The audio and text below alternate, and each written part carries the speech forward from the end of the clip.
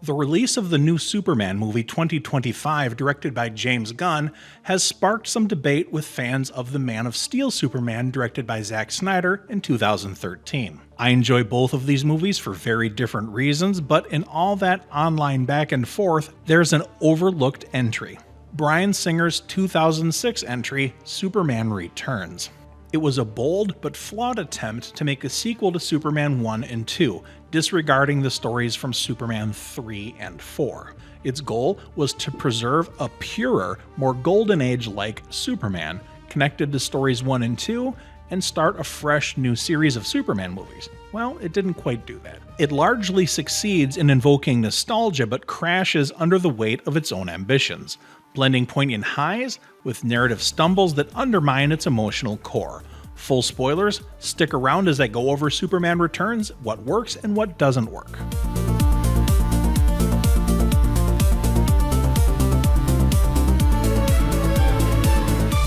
Superman Returns takes place 5 years after the events of Superman 2, and this movie, without saying so, retcons Superman 1 and 2 to be further ahead in the timeline than they actually were. Superman was in the late 70s, Superman 2 was in the early 80s, Superman Returns being in 2006, saying that those other movies were 5 years ago means that it'd have to be further in the future from when they were actually filmed. Now, it's kind of hard to look at those movies and think of them as the late 90s or early 2000s, but that's what Superman retroactively tries to accomplish. There's a little bit of hand-waving going on. The audience knows that the movies are older than that, but in this continuity, sure.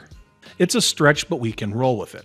Brandon Routh, a striking physical ringer for Christopher Reeves, has the chiseled jaw and earnest gaze. He delivers a performance that's nearly perfect, capturing the character's quiet nobility and vulnerability without being a blatant ripoff of Christopher Reeves. He's not that same human being, and he doesn't pretend to be, but he's really close in the portrayal of the character. What works here is Brandon Routh's ability to blend reverence with freshness. He makes Superman's internal conflict feel palpable, especially in the scenes of quiet reflection. But the why of his absence in the 5 years stretches credulity to the maximum. It's a hand wave that we can't quite get past, or at least I can't. It seems exceptionally ridiculous that he goes off on a spaceship to see that Krypton was really destroyed. When astronomers found the remnants of Krypton, Superman went to go take a peek to see what he already knew. He already knew it was destroyed. It's canon that he knows it was destroyed. The recording from his parents tell him it was destroyed. Why he would go off for 5 years just to look at a pile of broken, blown up rocks, we don't know. But the producers had to come up with some way, the writer had to come up with some way of explaining the gap. And this way seems kind of lazy and it doesn't quite work. And it's also odd that nobody figures out that Superman and Clark Kent were gone for the exact same amount of time. But hey, whatever. Superman and Clark Kent not being in the same place at the same time has been an issue since the 1930s. Now, this isn't the biggest part of the movie, but it's the part of the movie that ruins the entire movie for me. While Brandon Routh does portray a very likable Superman, and he seems very Christopher Reeve-esque, and he seems like he's trying to do the right thing in most cases, he spies on Lois Lane in her home, floating outside the wall, looking through the wall with X-ray vision and listening in. That crosses the line into stalker territory. It's extremely unethical, it's extremely creepy, and it makes him extremely unlikable, and he never really recovers from that. They never address it really in the film, it's just something that they present to us. And now this might make me sound old-fashioned, but having a kid out of wedlock, while that might not be a big deal for a lot of people, for Superman, who's supposed to be this pillar of virtue, who's supposed to always do the right thing no matter what, seems odd that that would have happened. And there's the problematic issue of when was this child conceived? Was it after he kissed her to make her memory go away? Did she know that she was having sex with Clark Kent, or was it with just Superman? Did she know about his dual identity? Was coupling with her ethical without her knowing that? Because in this movie, she still doesn't know that Clark Kent and Superman are the same person. Does she remember the encounter where she got pregnant? The movie doesn't say, but these questions are real questions, and it makes me not like this movie. despite some of the things that it actually has going for it, like the airplane sequence, which was absolutely fantastic. When Superman saves the falling airplane, which had Lois Lane on board, he struggles to get it to safety, not because he's not strong enough, but because the airplane isn't strong enough for him. As he tries to grab onto it, it breaks apart. The airplane is just too fragile, so Superman has a really hard time saving everybody on board, but he does. And he lands in a baseball field, puts the fuselage down, people get out, people see Superman for the first time in years, and they scream with joy and applaud. We get the John Williams theme, which is great. Really feels like a Superman moment, and it's one of the best Superman things ever filmed. So everything else aside, watching the movie for that, if you want to watch the movie for that alone, I'm on board. And I'm all on board for the decision of casting Kevin Spacey as Lex Luthor.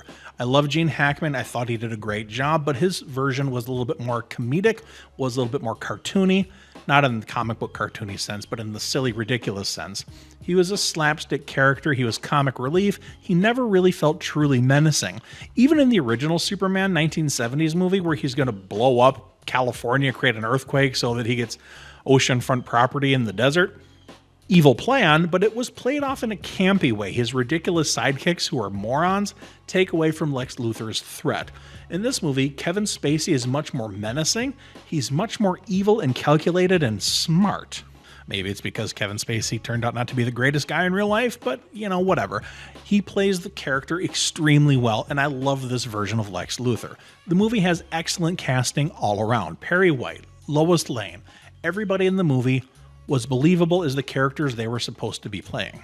It's an excellently scored movie. The John Williams theme mixed with a little bit of newer music, it works well. It looks, feels, tastes, and smells like a Superman movie, and it's great, but the problem is the unethical behavior of Superman, and the movie drags. It's 2.5 hours long, which is about 45 minutes too long. They did not have enough compelling story to fill that length. It's supposed to be moody, it's supposed to be atmospheric, but it just turns out to be boring. Audiences didn't really have a lot of reason to come back and demand more of this Superman, which led to Man of Steel in the reboot. This just didn't take off the way a Superman movie should. It was a noble attempt, and I think the good outweighs the bad, but the movie just did not succeed for the reasons I already outlined, and it deserved to be set aside into its own little subcategory, and it's why it's often overlooked now. People debate between James Gunn and Zack Snyder, but get a big collective yawn when it comes to Bryan Singer's Superman. But the movie does have some great sequences. When it gets going at the climax, it's a lot of fun. Superman trying to create his own Kryptonian continent thing, that was neat. It looked good. When Superman gets stabbed, it's all very dramatic. I'm glad they didn't do the Superman dies thing, although they hinted that they might. But, happy ending. Superman is back being Superman, doing Superman stuff. This movie works as its own little self-contained Superman story.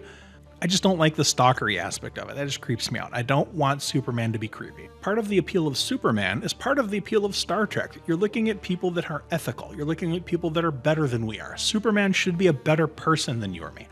Superman should be a beacon of hope, not somebody you want to file a restraining order against. Let me know in the comments what you think. Do you think Superman Returns is better than I'm saying? Is it one of your favorite Superman movies, or is it just a pile of garbage? I'd love to hear your opinions, and I'm open to suggestions. What movie would you like to see me talk about next? And don't forget that my novels are available on Amazon.com. If you want to read the first chapter of Death Siren for free, go to EricWilfredWatson.com.